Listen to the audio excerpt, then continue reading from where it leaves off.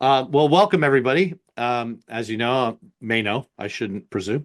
I'm Vincent D'Agostino. I'm the provost and senior vice president for academic affairs. This is our first of our University Scholars series this spring, and I'm very excited for the conversation. Before I get to the main introduction, though, and let our speaker take the stage, we got a couple of items that we always want to walk through. So, to begin with our land acknowledgement. So. Um, Well, someone skipped. There it is. While we gather at San José State University, we are gathered on the ethno-historical tribal territory of the Damian Ohlone, who were the direct ancestors of the lineages enrolled in the Muwekma Ohlone tribe, and who were missionized into Mission Santa Clara, San Jose, and Dolores. The lands on which San José State University is established was and continues to be of significance to the Muwekma Ohlone tribe. We also recognize that the ancestors of Muwekma Ohlone constructed and maintained the 3 Bay Area missions.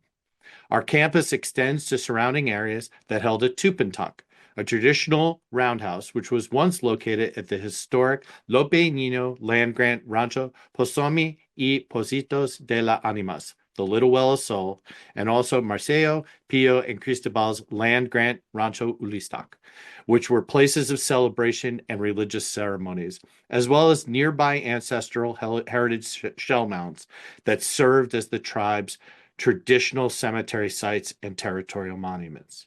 San Jose State University also desires to honor the military service of the Muwekma who have honorably served overseas during World War I, World War II, Korea, Vietnam, Desert Storm, Iraq, and who are still serving in the United States Armed Forces today.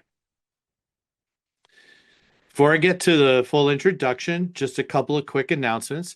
We do record these webinars, and we eventually post them so everybody can have access to them. If you have questions today, we ask that you use the Q&A function. We'll be able to manage the questions there. You can populate that throughout the talk, and at the end, Dr. Johnson will have a chance to answer those questions. So with that, I want to thank all those who helped bring this together. The Office of the Provost obviously has supported this. The King Library, the SJSU Martin Luther King Library, which plays a critical role in putting this together. The Department of English and Comparative Literature, as well as the Division of Research and Innovation, who've all sponsored this talk today. So with that, let me get to our speaker today, Dr. Allison Johnson. Allison is an outstanding colleague here, recently promoted to associate professor in 2023. She has a BA, an MA, and a PhD in English, with a BA also in history, where she studied at Riverside, and then our old sister institution to the south, UCLA. One of the earlier institutions in the state. She has an unbelievably prolific career, having authored 2 books with Louisiana State University Press, co-edited a volume, published in the Journal of Civil War, the Cambridge Companion to the Literature of the American Civil War and Reconstruction, and numerous other journals, including the American Studies Journal. She's been invited to give talks around the country. And what's also so exciting is she has a very robust scholarship of engagement where she has developed a corpus of public lectures based on her research, including speaking at Gettysburg National Military Park and Visitor Center, and been on numerous broadcasts and other things like that.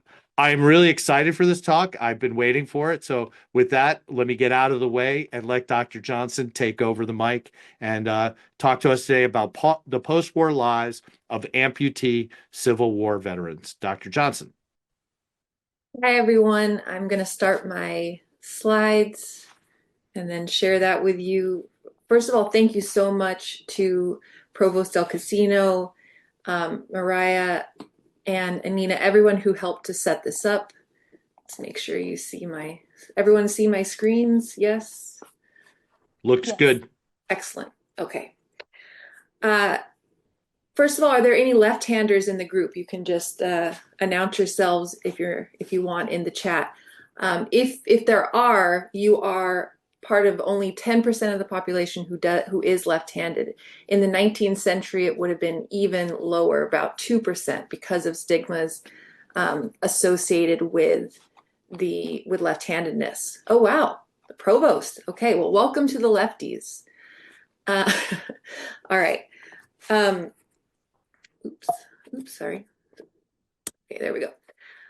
In 1864, Sergeant Freeman S. Mahan, I don't know if he's related to our mayor, maybe, of Company C, 102nd New York Infantry, wrote his name, regiment, and hometown in large, sloppy letters on the page of a reminiscence book while recuperating at Central Park Hospital in New York City, and you can see that on the right.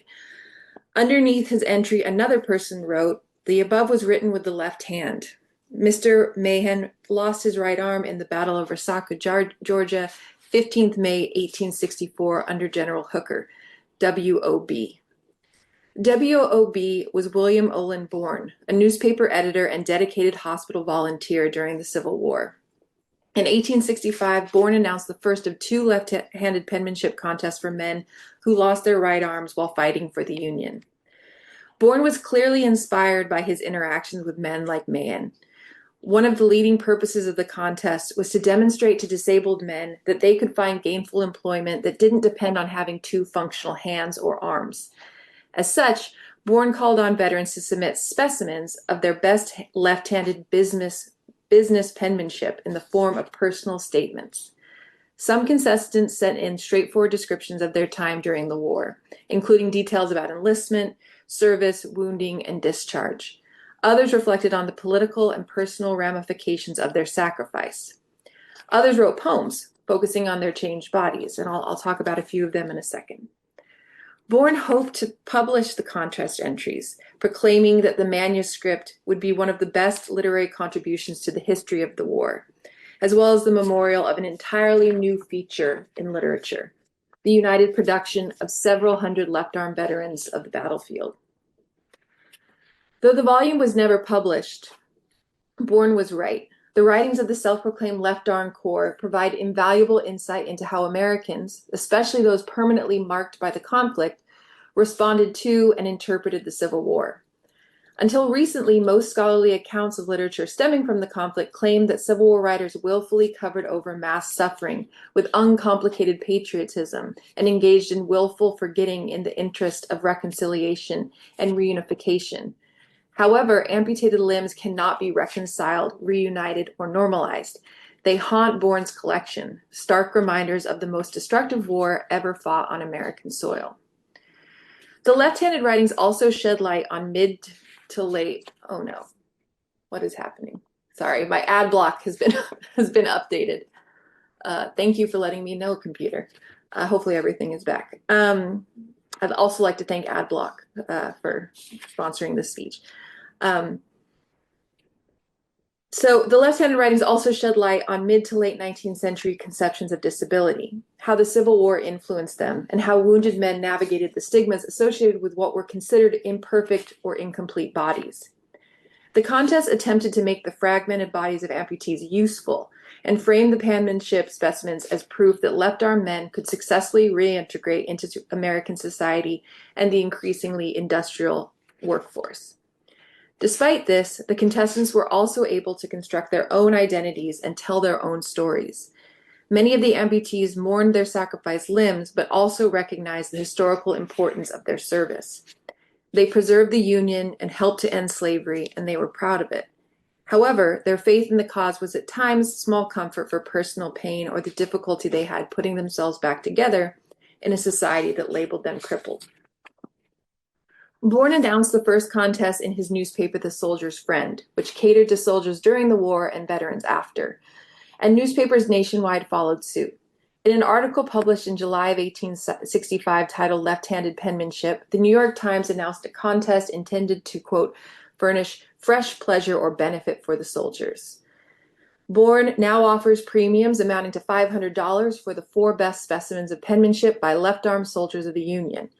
Any man who has lost his right arm in the service may compete. He may write an original or selected article upon a patriotic theme, and he must write not less than 2 nor more than 7 pages. The writer must also give his name in full, his regiment, company, and rank, the list of battles in which he was engaged, the place where he lost his arm, and his post office address, end quote. The image on the left announces these premiums. The committee in charge of reading the submissions and awarding prizes included the famous poet William Cullen Bryant, who was also the president of the Sanitary Commission, and President Theodore Roosevelt's father, who was also named Theodore. 270 men sent penmanship samples to the first contest, and 113 sent submissions to the second competition. The second contest rewarded 10 veterans with $50 premiums and autograph letters written by celebrated Union officers such as Ulysses S. Grant, David Farragut, and Philip Sheridan. Broadsides and invitations like this one in the middle here announced some bearing slogans like "Disabled but not disheartened" and "The Left Arm Corps, get in the field," announced the grand exhibition of left-handed penmanship. 2 exhibitions, one in New York City and one in Washington, D.C., displayed submissions from the first contest. Contemporary articles described how large crowds admired the so-called specimens of penmanship. Directions for the second competition encouraged contestants to send photographs and required entrants to submit signed affidavits, and you can see one here, verifying that they were actually disabled and that they had been right-handed prior to the war. Burritt Stiles of Company A, 14th Connecticut Infantry sent 2 photographs, one featuring his stump and one displaying his artificial limb. The third image is a sample of his penmanship. A quick side note on prosthetics for those who might be curious. Union veterans were entitled to free artificial limbs like the one that Stiles is using here from the government. Confederate veterans had to rely on their state governments since they had waged a treasonous war. While a few contestants referred to their prosthetics as functional, many more described discomfort or a complete inability to use a prosthesis since they didn't have enough tissue left to attach an artificial limb. While exploring pension records last summer, I found that a large percentage of veterans submitted applications for the monetary value of an artificial limb since they were unable to use one. So back to the contestants. Veterans who participated in the contest were almost exclusively volunteers. To the best of my knowledge, only 4 were drafted, and 1 was a substitute, a soldier who was paid by another to take the place of another drafted man. Most of them enlisted in the first year of the war. Some of them, 34 of them in the first month of the war, April 1861. Some fought in a long list of battles, while others were wounded in their first engagements. 24 lost their arms in and around Petersburg, 21 at Cold Harbor, and 20 at Gettysburg.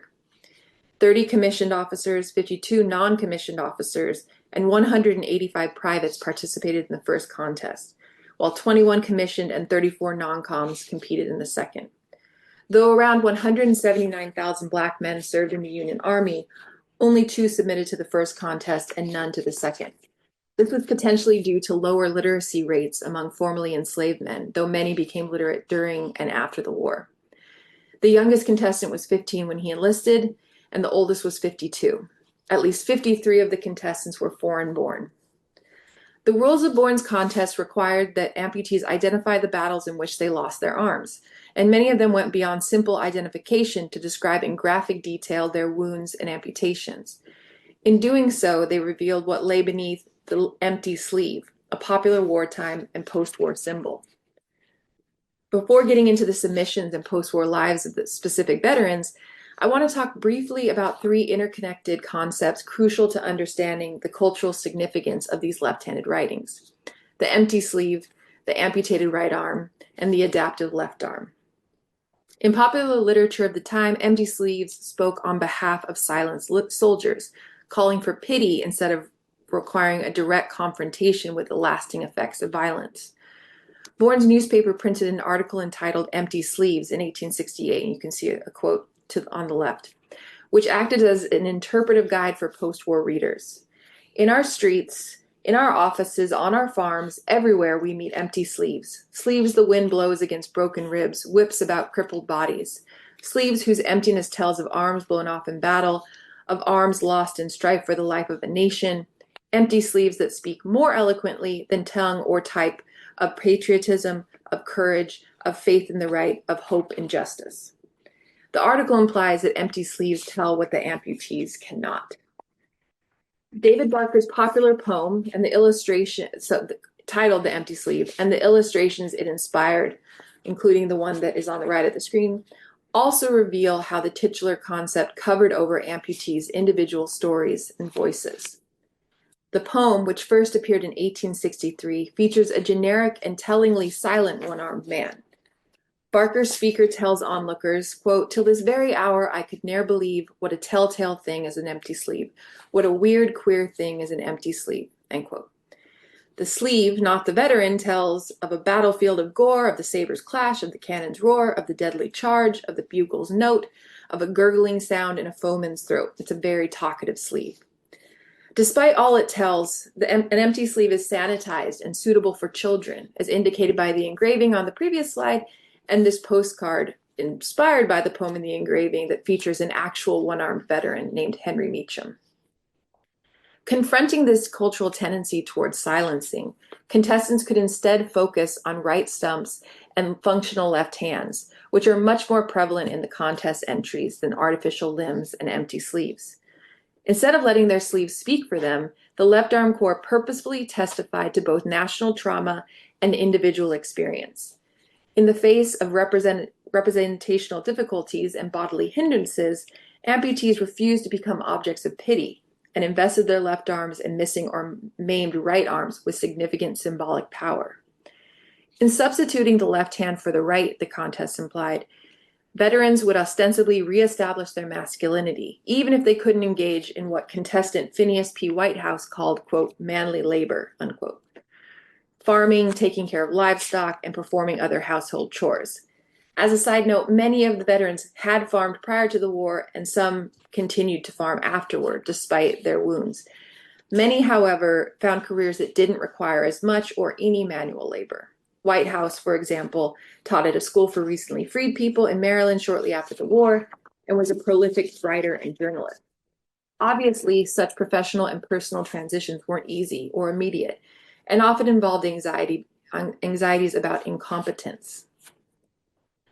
Whitehouse, whose handwriting you can see on the right here, was a corporal for the 6th New Hampshire Volunteers and competed in both contests. He kept his right arm and his hand, but was unable to use them following a resection of the ulna bone. Just in case people aren't familiar with that term, a resection refers to removing a portion of a bone or organ. In Whitehouse's case, the surgeon removed the bullet as well as 3 inches of bone, which resulted in total disability of the lower arm and hand. His poem, My Crippled Arm, which won a $25 prize for literary merit, indicates the uneasy relationship between his remembered arm and a shattered remnant. The poem begins with a recollection of the arm's former status. Quote, "'Twas hardy once and strong for manly labor, could shoulder musket or could turn the saber, could wield the pen or till New England soil," end quote. A rebel bullet destroys his right arm and makes it a weak and feeble patient, in turn threatening his ability to perform manly duties. Shapeless and feeble, a word that comes from the Latin for something to be wept over, the arm doesn't enable forgetting. For Whitehouse, it is a constant reminder of the war. He encourages readers to confront the repercussions of disfigurement. Quote, "I look at this feeble thing before me, the piteous wreck of what was once an arm, and can you wonder if a cloud comes o'er?" Whitehouse's arm will never fully heal, and thus disrupts narratives of post-war recovery and forgetting. However, Whitehouse ends his poem on a hopeful note, and this is him pictured on the right. He is sure that his remaining arm will a final victory see. Whitehouse focuses on his true and faithful one stout arm, arguing that though his left arm is weak, for life's stern conflicts he is still defended. The remaining fight is removed from the battlefield. Whitehouse and his left arm fight to construct an alternative form of wholeness and masculinity, one that depends not on an artificial limb, but instead on perseverance. And I should have said, though his right arm is weak, not his left arm. Like Whitehouse, Second Sergeant Thomas Perrine addresses the physical, economic, and interpersonal repercussions of losing his right arm in his sinister manuscripta, pictured on the left, a title that combines the Latin words for left and handwritten.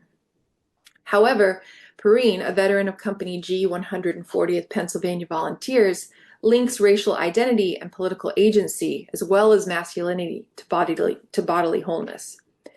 Wounded at Chancellorsville, his first and only battle, Perrine claims that losing his right arm is tantamount to losing his identity as an enfranchised white American man. Adding insult to injury, that loss also results in romantic rejection.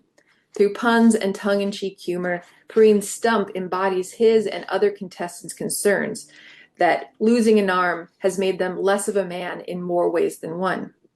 Perrine first mentions racial identity in relation to his romantic troubles following amputation. Poetic license allows Perrine to lose his arm on May Day and also lose the love of Miss May Day. He returns home to her, lacking the hand he had previously promised. Though he offers her his other hand, uninjured by the fight, since it is all he has left, she tells him 'twould not be right. According to Perrine, amputation threatens to destroy masculine viability and virility. Moreover, it threatens to turn white men black. Perrine equates his body's maiming with marks of race by invoking the Supreme Court's infamous 1857 decision regarding Dred Scott's suit for freedom. Quote, "These Negroes all," Judge Taney said, "a white man's right do lack. The rebels left not right to me, I might as well be black." End quote. The loss of the right hand, Perrine implies, is equivalent to the loss of political rights. Physical wounding, it seems, can reduce a white soldier to the level of disenfranchised enslaved people. Obviously, Perrine is exaggerating. A disabled white veteran remains white and can still vote. Nevertheless, he underscores legitimate concerns about the lasting effects of amputation. His one consolation, he tells us, is that when wars again shall be and congressmen shall say 2 arms, they can't say that to him. As a one-armed man, Perrine is safe from the provost marshal with his draft, his ineligibility, both evidence of his reduced status and proof of his prior service. In order to write about their mangled or missing right arms, contestants had to adapt to using a supposedly lesser limb.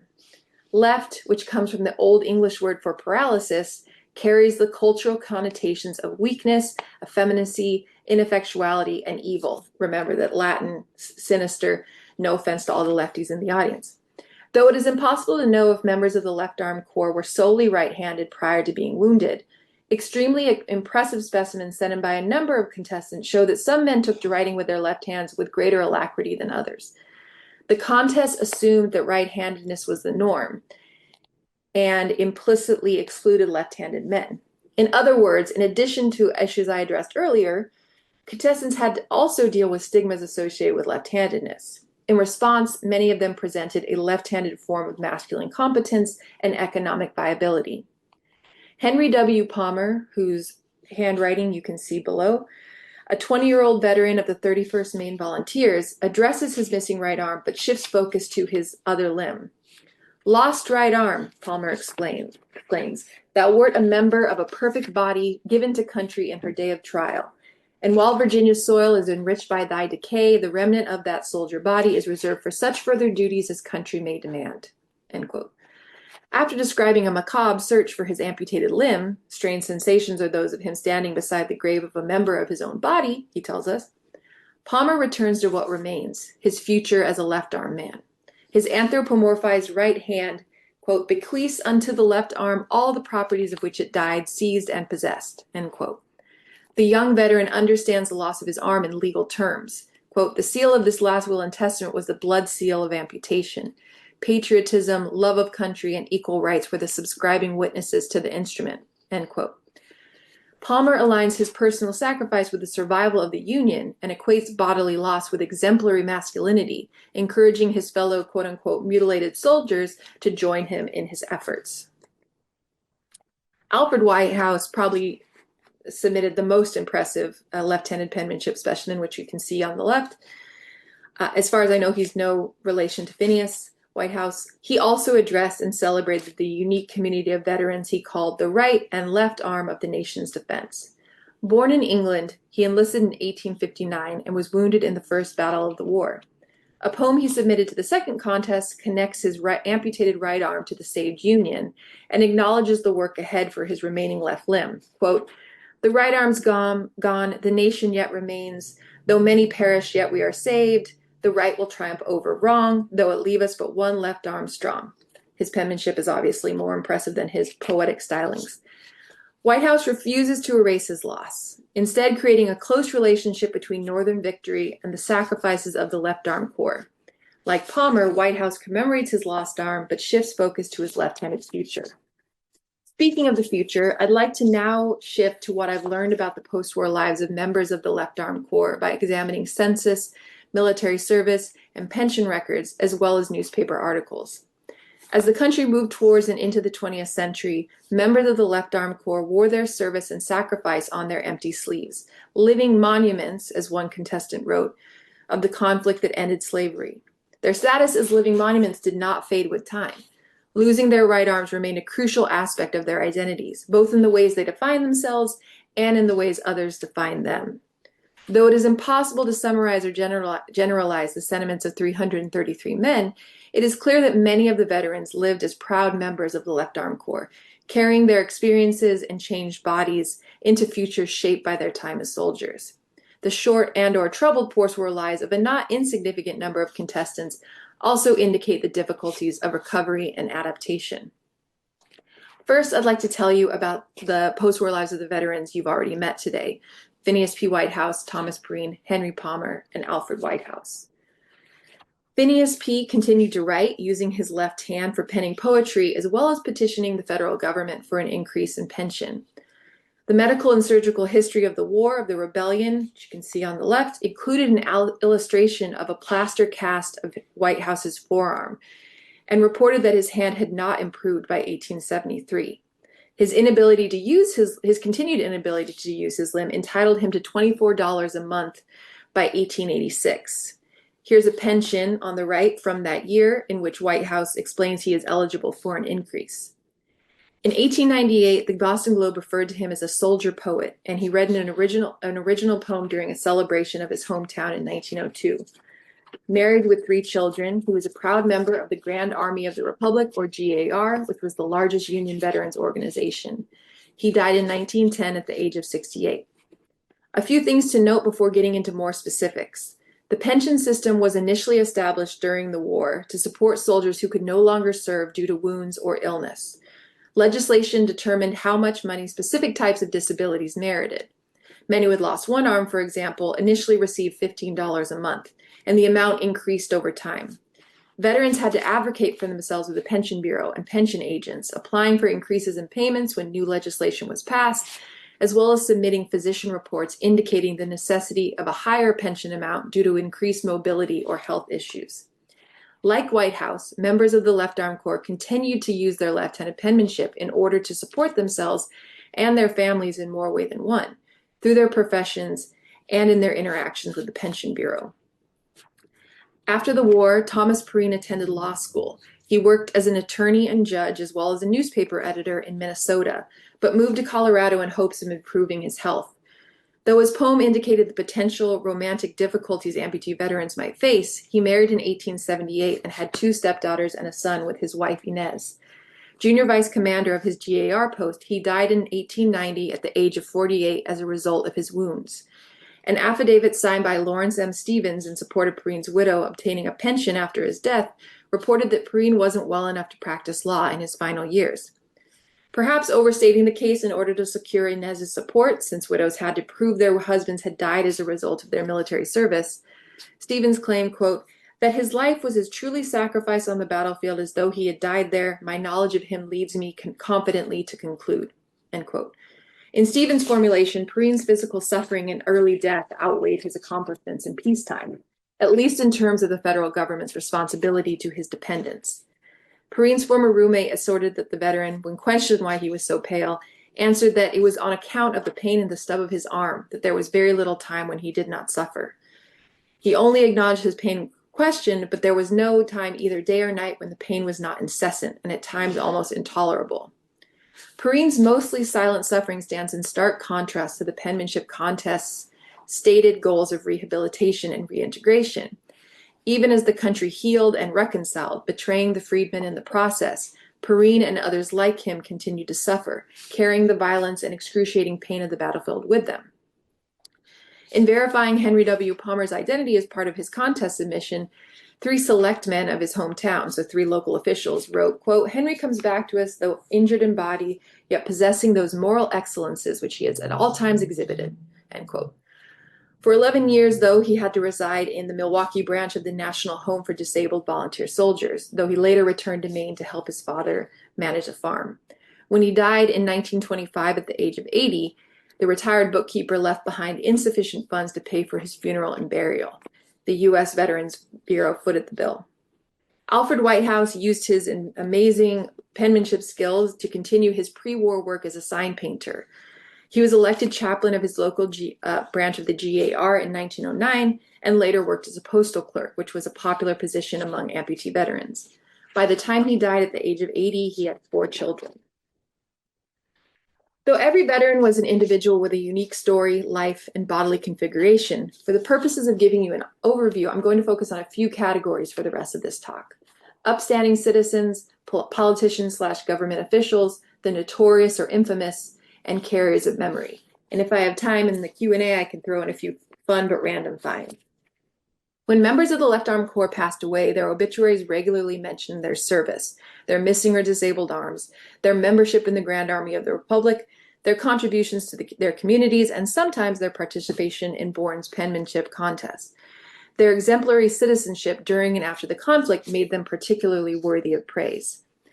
Barnabas Barney Palmer, pictured on the left, formerly First Sergeant of Company C, 9th Canvas Cavalry, continued his military service on the frontier after the war, but then returned to civilian life due to his health and supported himself with clerical work. He was elected district court clerk in Douglas County in 1866 and was reelected 7 times. Unfortunately, he was only in his late 30s when he died after months of delicate health. An obituary in a Lawrence newspaper reported that his disease, quote, "assumed the form of quick consumption," end quote, and was exacerbated by his wounds. A memorial resolution passed by the county bar sang his praises and noted his sacrifice. Quote, "As a soldier for the preservation of our nationality, he lost his right arm and bore most honorable scars, a constant reminder to us of his patriotism, of his bravery and zeal." Veterans who did survive into old age continued to narrate their service and sacrifice, emphasizing their honorable scars while petitioning for higher pensions. Conrad Dipple, whose handwriting you can see on the right, wrote to the pension commissioner in 1903 to request an increase in pension as he needed constant attendance in his ailments and injuries and could not live many years longer, as he said. Almost 40 years after the penmanship contests, he labeled his petition "Specimen of my left-handed writing," as you can see in the image, indicating his adaptation even as he bemoaned his physical state.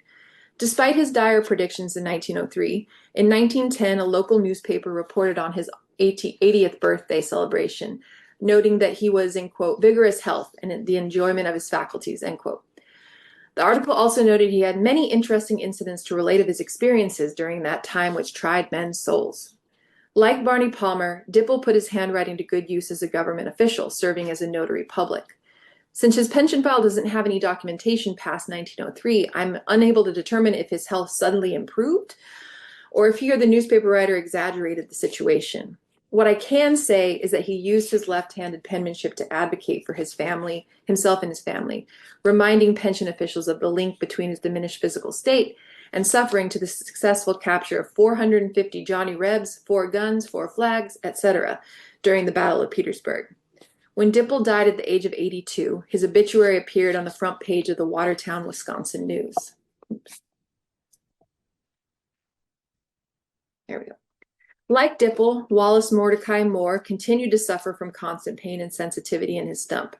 Nevertheless, he moved to Iowa after the war, built a sod house, and was elected auditor amid cheers for one-armed Moore.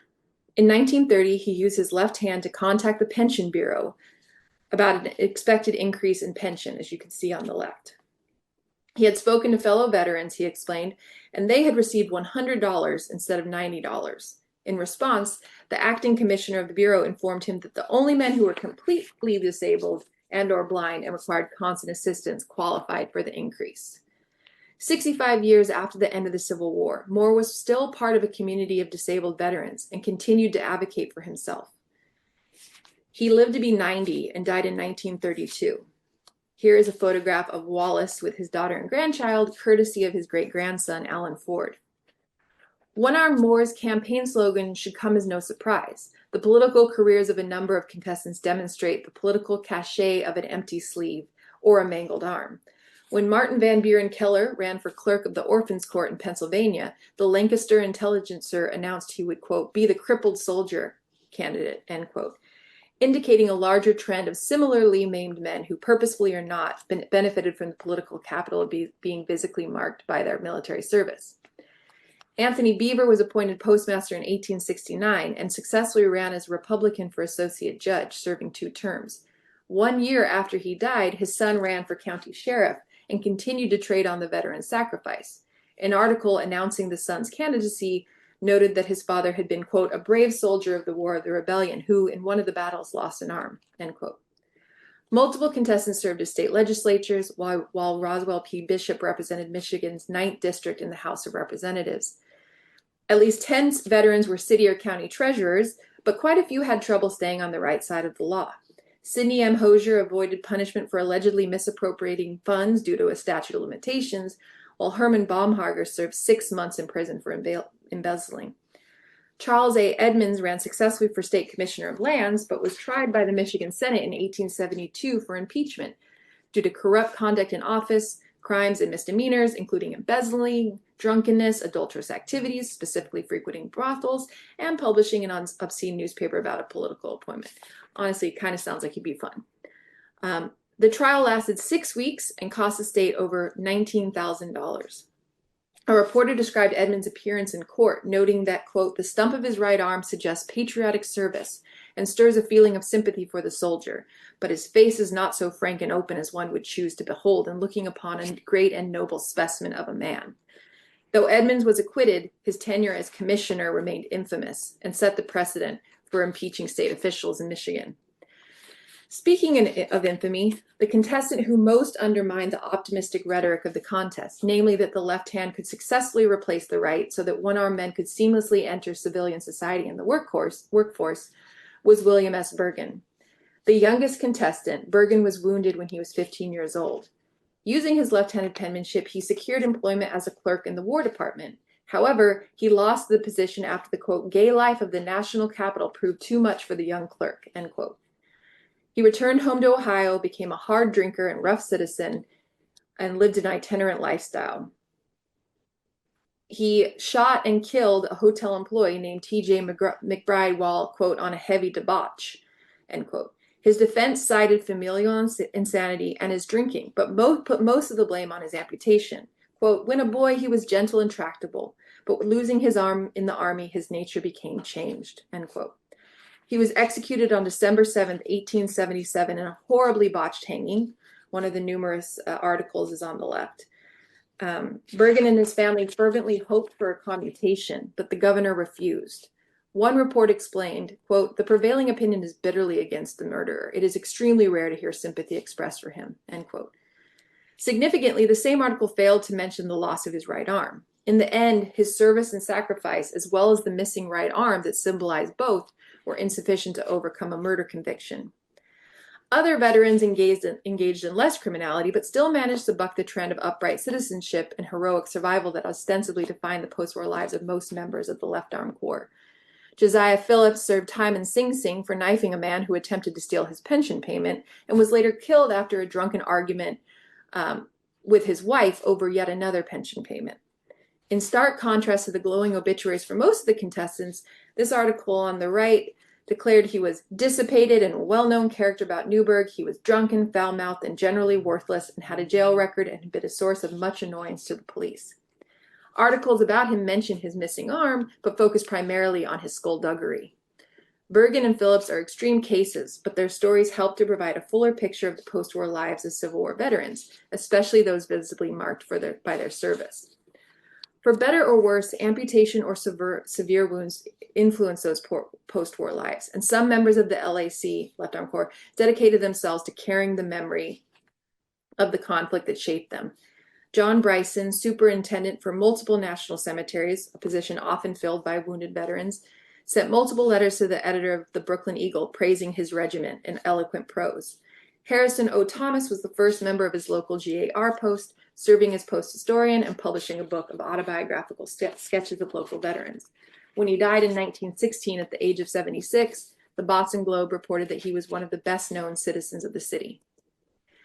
A front page article published 1 year before Ulysses S. Eaton's death, you can see it on the left, began with a description of the then 88-year-old. U.S. Eaton, slowly plodding about the streets of Cambridge City with an empty sleeve dangling at his right side and a cane lending support to his somewhat hesitating step, is one of the city's most familiar figures. The profile reported that his lack of a right arm did not prevent him from splitting wood or punishing two men who called him one-armed lass. Robert A. Pinn, on the right, received the Medal of Honor for taking command of his company after all the officers had been killed or wounded and gallantly leading it in battle. An Akron newspaper noted that he was, quote, a respected colored citizen and attorney who loved to tell of his thrilling experiences during the war. For the rest of their lives, the men I have discussed today carried the memory of the Civil War, their mangled or missing right arms, tangible proof of their service. For R. Watson Sieg, a former first lieutenant in the Michigan Volunteer Infantry who lost all use of his right arm at Gettysburg when he was shot through the lung, the penmanship contest served as forums for self-expression. Sieg, who also suffered from a gunshot wound to the head, one to the left breast, and a bayonet wound to the left leg, as you can see in the diagram included in his pension file, wrote, I hope my manuscript may recommend itself for the first credit of the well-known gentleman who composed your committee. But if it proves second to others, I shall at least be encouraged to renew diligence and perseverance in my left-hand labors. These labors do important cultural and literary work. Sieg and other members of the Left Arm Corps offer personal accounts of amputation and adaptation by proposing new ways of conceptualizing heroic masculinity and bodily disfigurement. They testify to survival and loss, successful adaptation, and painful readjustment. Thank you for letting me share some of their stories with you today. Thank you so much, Allison. Really appreciate that. I'm excited. There is a number of questions in the Q&A. If you want to jump in on those. Sure. So Jim Walsh asked, among the foreign-born vets who participated, from what country did the largest number come? The most represented was England and Ireland, and there were and quite a few Germans. I don't know the exact breakdown. It's probably included in my introduction to my book about the Left Arm Corps. But yeah, those were the main representations.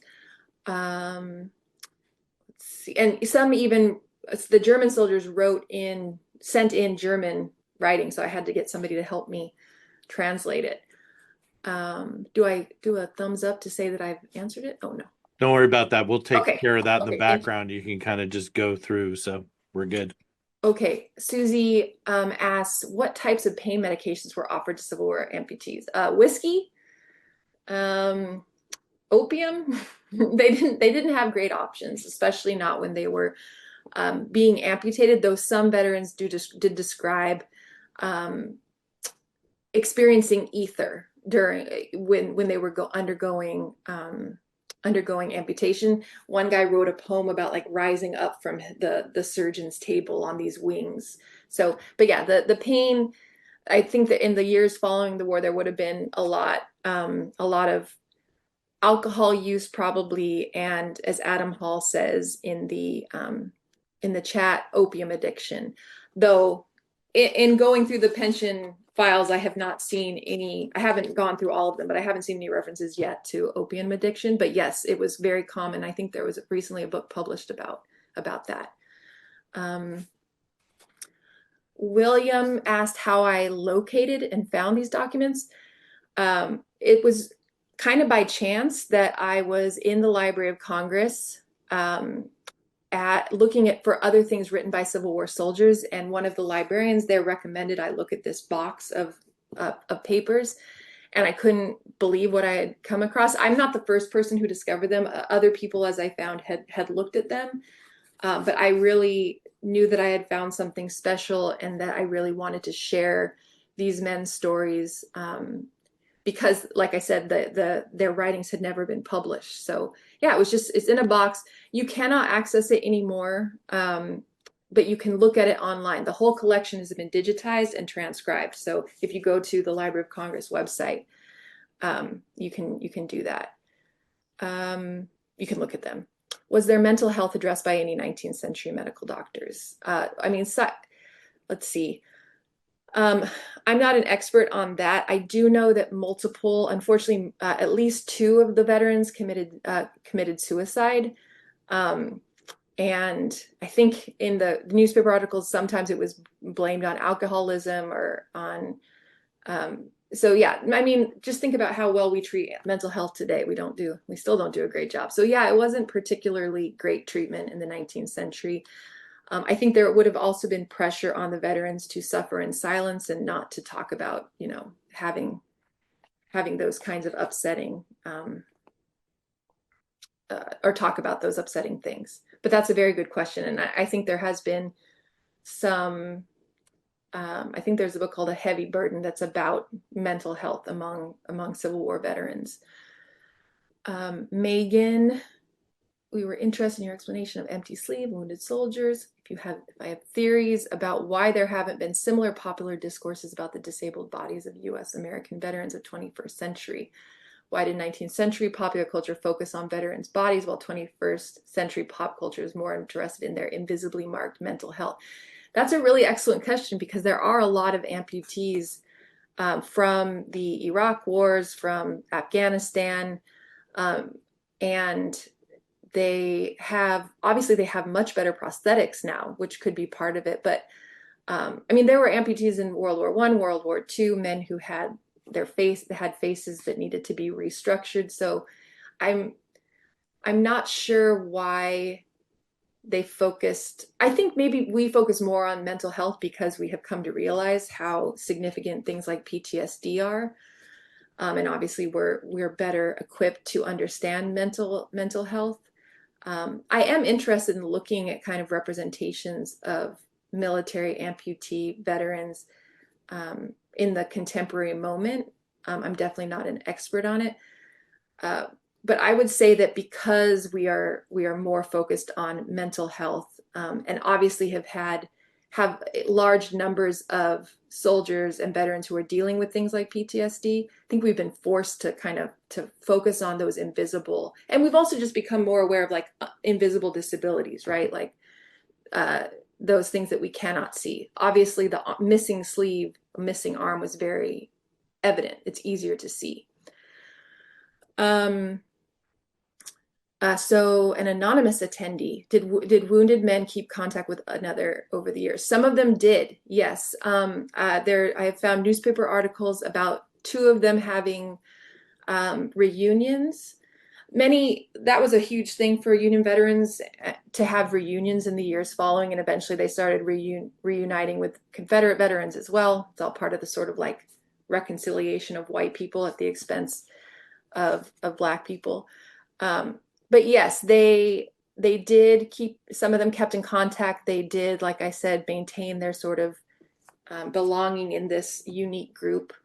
One guy even found the nurse that had treated him. There were lots of newspaper articles, so that's not quite what you were asking, but I thought it was interesting that 60 years later he reunited with a nurse who had treated him. And you're also interesting, like some of them falling from grace. Like, yeah, did they have a support group type of environment? I mean, there were those homes for disabled soldiers that I mentioned, that quite a few of them lived and would return to. But in terms of support groups, but yeah, I think that's a good. There is one contestant writes about how there's another one-armed man in town and another one-legged man in town, and they kind of seem to know each other. The person who killed the hotel front desk worker was named William S. Bergin, Bergin, and he was the first person to be executed in Knox County, Ohio. And it was this huge, I don't want to tell you I mean, if you're interested, you can always email me and I can send you the descriptions of why it was so botched, but it was not, his story is definitely sad. But I thought it was very interesting how the newspapers sort of explained, or the defense tried to explain that it was his arm that caused him to really lose it. Did the greater number of visible amputees after the Civil War contribute to more general advocacy for people with disabilities, or was any such advocacy more specific to veterans? That's an excellent question, and I definitely recommend reading Sarah Hanley Cousin's Bodies in Blue, which is about disability during the Civil War. But yeah, I mean, there was definitely a difference in how these veterans were presented and how they presented themselves with how so-called freaks would have been presented, like people who were born without limbs, for example. Um, this these veterans, they had lost their arms in serving their country, and so it had this built-in prestige to it, as opposed to somebody who was, you know, incomplete from birth or who had lost some ability in an accident or something. So there's definitely some difference, but it did lead to more I think, visibility for it definitely, I mean, Congress had to deal with all the disability laws. This kind of goes to Fusan Wang's question. They had to pass legislation, like down to the, did you lose a finger? Okay, here's how much money you get. Did you lose a foot? Okay, then here's how much money you get. Was it a left foot or a right foot? So those kinds of laws were passed. I am not familiar with the ugly laws. That seems like something I should be familiar with. So I will look into that. But I think that unfortunately, because they were specially disabled, like they had the aura, they had lost something in service to their country, that there was more understanding, and even as they were dealing with the sort of silencing things I talked about and the sort of, we should pity them, all of that, it was still an elevated form of disability to a certain extent. Can I ask a quick question? You know, I hate to jump the queue, but I'm going to. So you talk about masculinity and the reconstruction and reorganization of masculinity here. And I find that very interesting, having kind of worked in that space. And so what does that masculinity end up kind of looking like, you know, for this community? I think that's a really interesting question as you articulated it. It looks like being able to support your family, being able to be gainfully employed. So many of them became clerks or bookkeeper. All of these positions that don't quite exist anymore because, you know, we have computers. But stenographers, so people who are writing down, who are taking notes during court cases, and then they'd become clerks. Prior to the progressive era, you got government jobs through, you know, hey, I know this guy, I'm going to hook him up with a job. So there were people kind of looking out for them and making sure that they got some employment. But I think it was primarily that. It was continuing to be employed, and most of them have children and are married, despite, you know, any concerns about that they were not going to be as appealing romantically to people. So I think those are the primary. But it's a masculinity that, like I said, is not dependent on complete bodies, but instead on doing your best with the body that you have, I guess. And speaking of, you know, bodies, Jennifer asked about prosthetic options. They weren't great. Most of the men talk about how they pinch. Like I said, if you lost your arm at the shoulder, there's nothing to attach. There's really nothing to attach a prosthetic to. There were some called the Lincoln arms. There were different brands, and they would contract with the government. So if you were an amputee veteran, you would show up at a hospital and you would be fitted with a prosthetic. But so there are a few options, but they weren't anything like what we have today. They were uncomfortable, they were heavy. And my suspicion that I think going through all of the pension records, which I could not go through prior to publishing my collection of these writings because of the pandemic, pretty sure that once I finish going through, most of them will have asked for the monetary equivalent of the prosthetic arm because they did not want to use the prosthetic. Though you can, and I don't know, I mean, Burritt Stiles, who knows if he could play the violin? He's with that prosthetic. So why don't we do one more question because we're running out of time, and for people to know that we'll send you the rest of the questions and people can follow up with you, but maybe one more to wrap things up. And deeply appreciate this fantastic presentation, and clearly it's generating a lot of engagement, so it's exciting. Yeah, I'm so happy that people have questions. Sorry that I can't answer them all. But yes, this was all during the Civil, well, this was during the Civil War and in the moments afterward. And let's see, Thomas, you asked about sort of will these change the future narratives of Reconstruction? I think in some ways, I mean, I argue that in my writing about them, in that they continue to, even like I said, as you know, the blue and the gray, the Confederates and the Union veterans are meeting together, and the sort of compromise is happening at a national level and betraying many of the things that the Civil War achieved. These men are still carrying that memory, and so even in, you know, still talking about recognizing the importance of what they did, and also talking a lot about, you know, the rights of the formerly enslaved people, the rights of Black people in the years following the Civil War. So I think they have some crucial things to say about how soldiers conceptualize the results of the war that they had just fought in. But as I said, I'm still going through the pension records, so that will help me. Um, that will help me more fully answer that question. Miguel, I don't know if you're talking Sarah Hanley Cousins. It's Hanley dash Cousins.